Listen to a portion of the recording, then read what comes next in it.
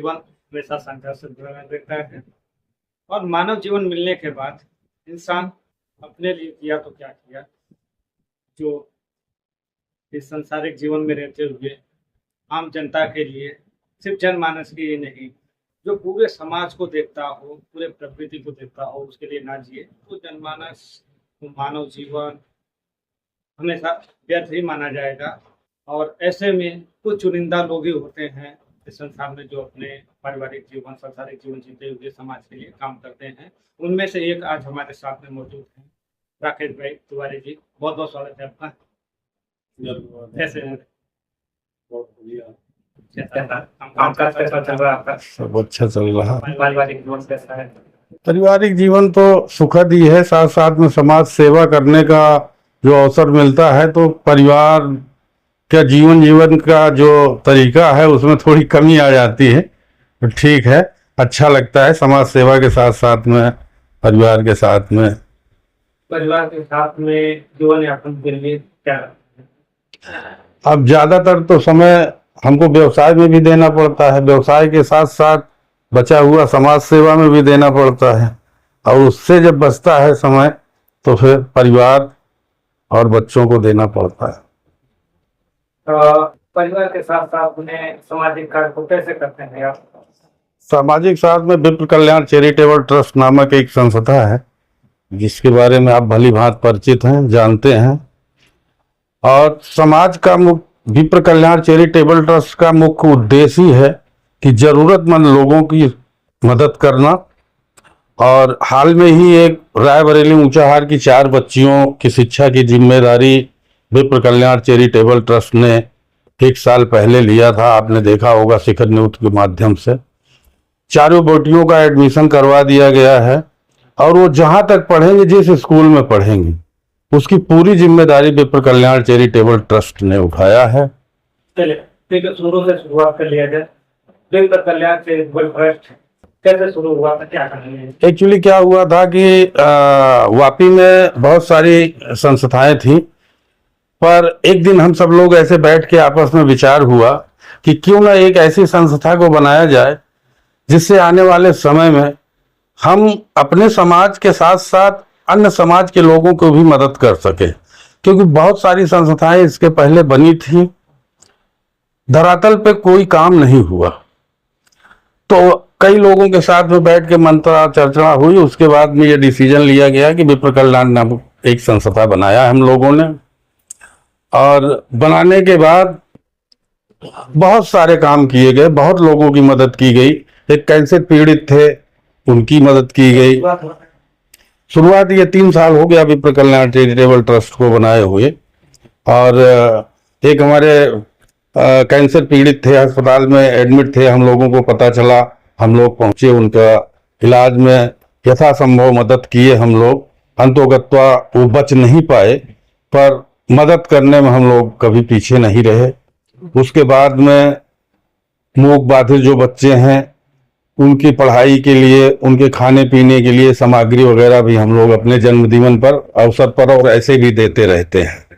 जब ये विप्र कल्याण चैरिटेबल ट्रस्ट चालू करने का सोचा तो किस तरीके से योजना में और कितने लोग जुड़े स्टार्टिंग में? शुरू में हम लोगों ने 5 लोग मिलके इस संस्था का विस्तार किया, और 5 लोगों के बाद में जब हमने संस्था बनाई, उसके बाद में विप्र कल्याण चैरिटेबल ट्रस्ट में जुड़ने के लिए बहुत सारे लोग आए।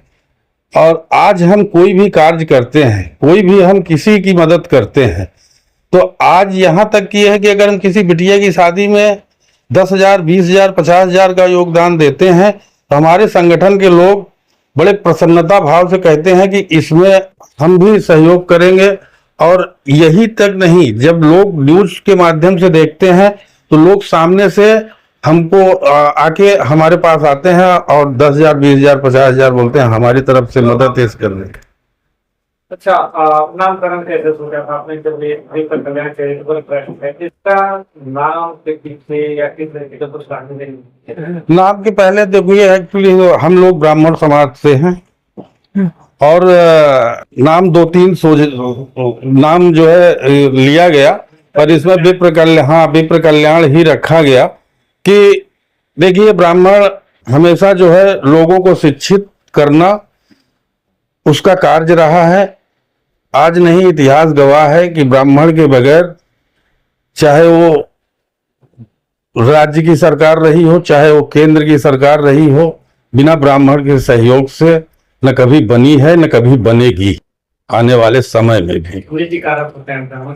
तो विप्र नाम इसी के लिए रखा गया, विप्र मतलब ब्राह्मण, और विप्र कल्याण चैरिटेबल ट्रस्ट। ना स्वयं विप्र अपना कल्याण करेगा, बल्कि विप्र कल्याण चैरिटेबल ट्रस्ट संपूर्ण समाज की लोगों का कल्याण करेगा।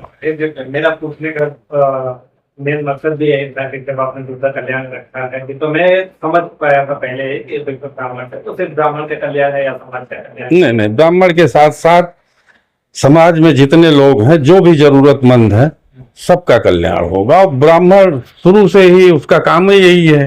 क्या विस्तार रहा है उनकी? विस्तार तो इस समय जो है, कई कन्याओं का शादी विवाह, शिक्षा, ये सब तो चल ही रहा है। साथ ही साथ एक ब्राह्मण वापी में जमीन का एग्रीमेंट हो चुका है। एक विप्र भवन बनने जा रहा है, जिसकी कुल लागत 7 करोड़ रुपया है जमीन के साथ में। बड़े भवन का निर्माण होने जा रहा है, और ये भवन केवल ब्राह्मण के लिए नहीं है। इसमें यहाँ पे जितने भी समाज के लोग हैं, सब लोगों के लिए बनाया जा रहा है। उस छत के नीचे सब एक साथ बैठकर भोजन करेंगे। जितने भी जरूरतमंद लोग हैं, सबके लिए है, ना कि केवल विप्र के लिए है। क्या मतलब इसके पीछे उद्देश्य क्या है? उद्देश्य देखिए, ऐसा है कि आज तक हमने देखा है कि क्षत्रिय समाज का भवन है, माली समाज का भवन है, राजस्थान भवन है। ब्राह्मण में बहुत बड़े बड़े शिरोमणि ब्राह्मण यहाँ बैठे हुए हैं।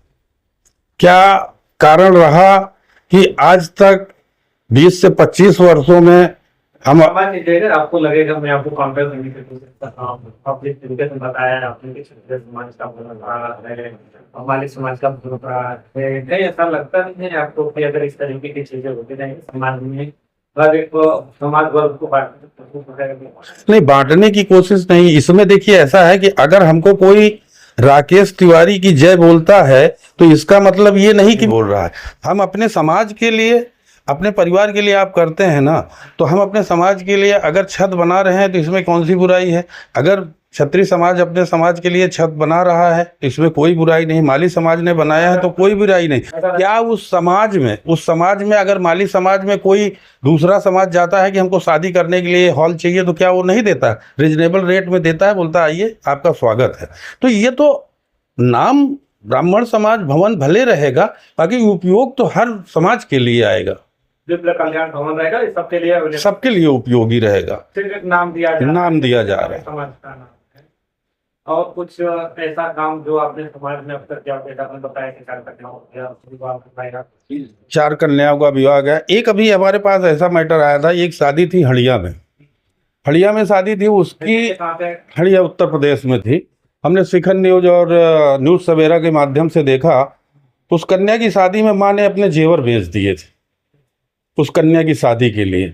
हम न्यूज के माध्यम से देखे, हमने तुरंत अनुपम सवेरा प्रांजल जी और शिखर न्यूज के सुरेश शुक्ला जी को संपर्क किया। हमने कहा एक काम करिए भाई, माँ ने जो भी जेवर बेचे हैं उसका पैसा विप्र कल्याण चैरिटेबल ट्रस्ट पूरा देगा। उसका जेवर वापस जो है उस माँ तक पहुँचाया जाए। और शिखर न्यूज के माध्यम से वो लोग वहाँ पर गए, और जिस सुनार के यहाँ उन्होंने अपने जेवर को बेचा था, उसका पूरा पैसा विप्र कल्याण चैरिटेबल ट्रस्ट भुगतान करके उस माँ के गहने वापस दिलवाए। दर्शकों को हम बता दें कि राकेश तिवारी गुजरात में रहते हैं, वापिस है वहाँ पे रहते हैं, और यहाँ से ये जाते हैं उत्तर प्रदेश में। बताइए। देखिए, विप्र कल्याण कोई राजनीतिक संगठन नहीं है, केवल समाज सेवा उसका जो है मूल उद्देश्य है। समाज सेवा के माध्यम से विप्र कल्याण चैरिटेबल ट्रस्ट जरूरतमंद लोगों तक पहुंचता है और उनकी मदद करता है। ना कोई राजनीतिक इसका रूपरेखा है, ना किसी राजनीतिक संबंध है।